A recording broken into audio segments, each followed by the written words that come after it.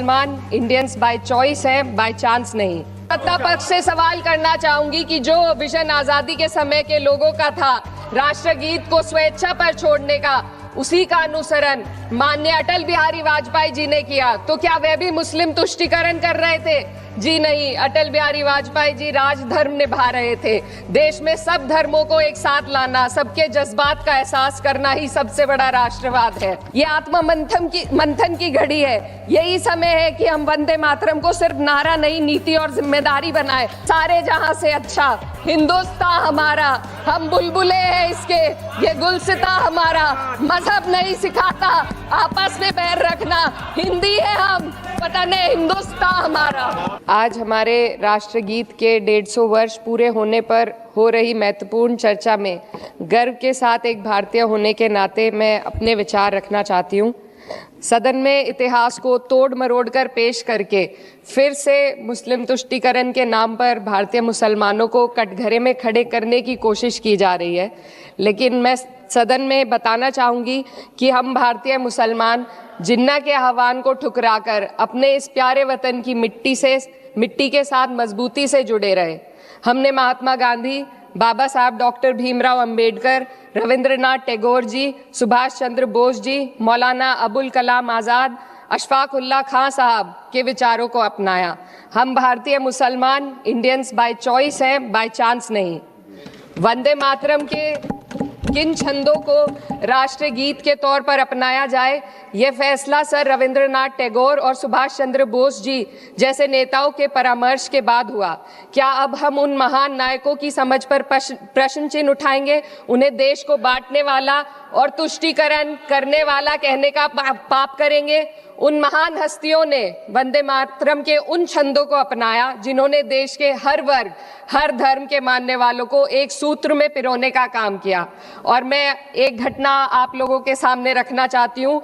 वर्ष 1998 में उत्तर प्रदेश सरकार के मंत्री रविंदर शुक्ला जी ने स्कूलों में राष्ट्रगीत को गाना अनिवार्य कर दिया था। लेकिन तब के तत्कालीन प्रधानमंत्री अटल बिहारी वाजपेयी जी ने, जो उस समय लखनऊ के दौरे पर थे, उत्तर प्रदेश सरकार के इस फैसले पर नाराजगी जताई और यूपी सरकार ने राष्ट्रगीत को अनिवार्य करने वाले मंत्री को बर्खास्त कर दिया था।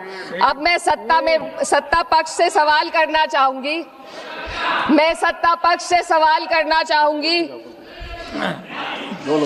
बोलने दीजिए।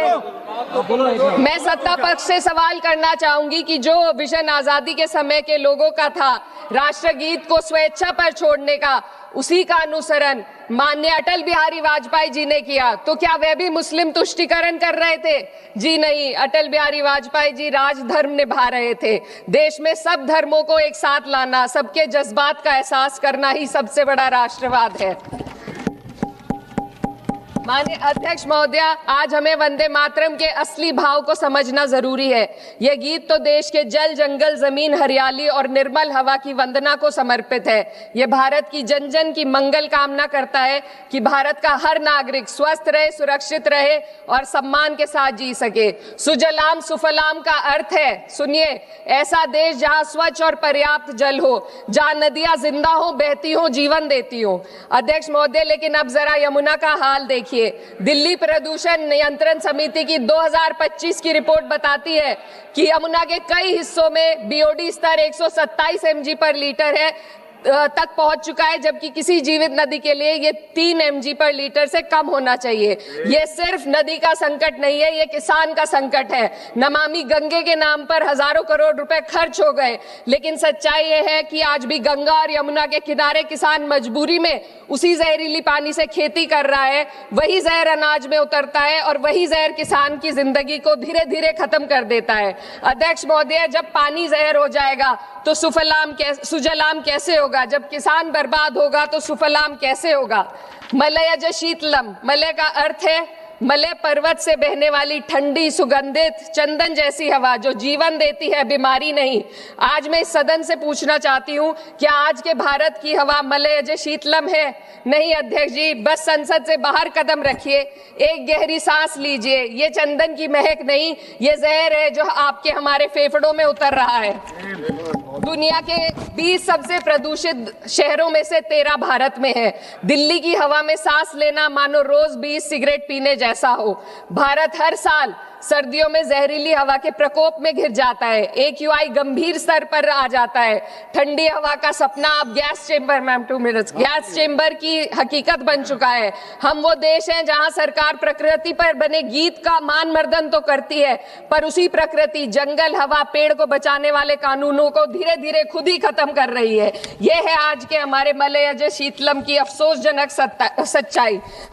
अगर हम हवा को साफ नहीं कर पाए तो न सुजलाम बचेगा न सुफलाम बचेगा। माननीय अध्यक्ष महोदया, सस्य श्यामलम का अर्थ है ऐसा देश जहां उपजाऊ जमीन हो, जहां खेत फसल से भरे हो और किसान कर्ज और निराशा में न डूबा हो। आज किसान सिर्फ मौसम से नहीं लड़ रहा, वह प्रदूषण, नीतियों की बेरुखी और सिस्टम की नाइंसाफी से लड़ रहा है। एक तरफ कॉर्पोरेट के लोन माफ होते हैं, दूसरी तरफ किसान को उसकी वाजिब MSP भी नहीं मिल पाती है। आप ग्लोबल सुपर पावर बनने की बात करते हैं, लेकिन हमारी पर कैपिटा इनकम दुनिया में 136वें नंबर पर है। हम अपने छोटे पड़ोसी देश से भी पीछे हैं। हमारे लोग $2,500 तक भी नहीं कमा पा रहे एक साल में, और जिन अरबपतियों की ये रक्षा करते हैं वो इतना पैसा एक सेकंड में कमा लेते हैं।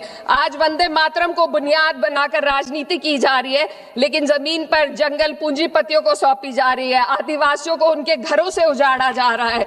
मातरम में जो मात्रा माता है वे सिर्फ मातृभूमि की वंदना नहीं, वे इस धरती की हर नारी, वे इस देश की हर बेटी, हर महिला के सम्मान की बात भी करता है। लेकिन आंकड़े अगर आप देखेंगे, NCRB की हाल की रिपोर्ट के अनुसार, मैम के अनुसार देश में हर वर्ष लगभग 30,000 से अधिक बलात्कार हो रहे हैं। यानी एक दिन में 80 से अधिक महिलाएं यौन हिंसा का शिकार होती हैं, और ये सिर्फ दर्ज मामले हैं।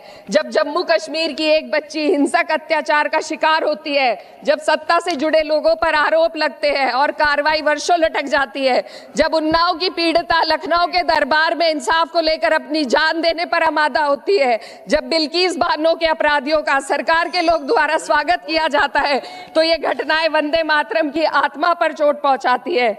मैं अध्यक्ष महोदया बस यही कहना चाहती हूँ अपनी बात को अंत में रखते हुए कि वंदे मातरम सिर्फ अतीत की ललकार नहीं, ये वर्तमान की जिम्मेदारी है। ये आत्म मंथन की घड़ी है। यही समय है कि हम वंदे मातरम को सिर्फ नारा नहीं, नीति और जिम्मेदारी बनाएं।